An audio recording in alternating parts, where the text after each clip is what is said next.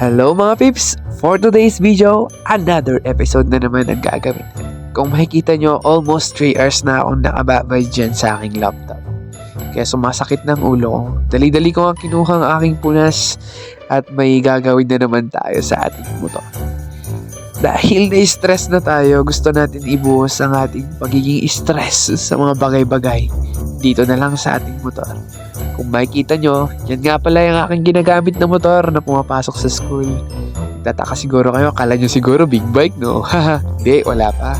Bibili na tayo ng big bike kapag dumating yung right time, di ba? Ito nga pala yung ginagamit kong motor, ang aking XRM 125 Fi. Nagtataka siguro kayo, baka sabihin yung bagong labas lang yan. Hindi, matagal na yan. Talagang malinis lang siya. Wala nga tayong magawa kundi, alam nyo na, magpunas tayo manin. Alam nyo ba, palagi nilang sinasabi sa akin, punas ka ng punas ng motor, mamaya kukupas na yan. Wala akong magawa Alam naman punasan ko yung motor mo, hindi ka naman motor, di ba? Ito na lang yung pagdiskitahan natin sa mga bagay-bagay na na-stress tayo. Ibuhos na lang natin sa mga bagay na tingin natin mabuti, no? Ito nga palang aking motor kung titingnan nyo, medyo malinis naman dyan. Gusto ko ang linisan, di ba?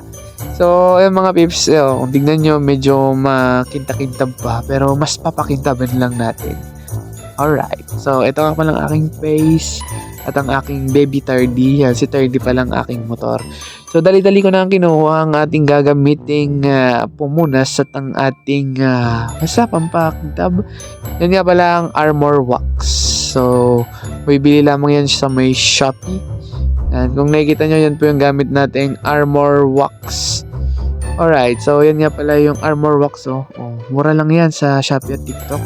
Baka sinabihin yung endorsement yan. Hindi, binili ko talaga yan kasi nakita ko lang na maganda yung review. Kaya yan yung ginagamit ko para magmukhang bago itong ating motor. Try nyo rin sa mga motor nyo.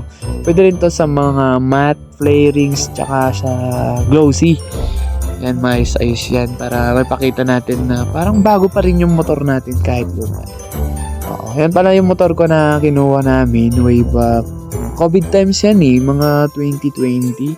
June 1. June 1. I think June 1. Tagal na pala yan kaya tamang alaga lang tayo. And alam naman natin na kapag inaalagaan, tumatagal, di ba? Hindi mo sure. Totoo. Kapag inaalagaan mo talagang isang bagay, talagang mas tatagal at mas, tawag doon?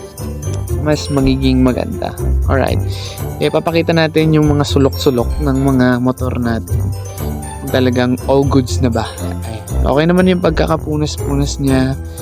At ipapakita natin kung talagang effective ba talaga yung ginamit natin. So, yan ang ating motor. And ano pang hinihintay nyo? I-montage na natin to. Kaya standby lang kayo. Tignan natin tong montage. Let's go!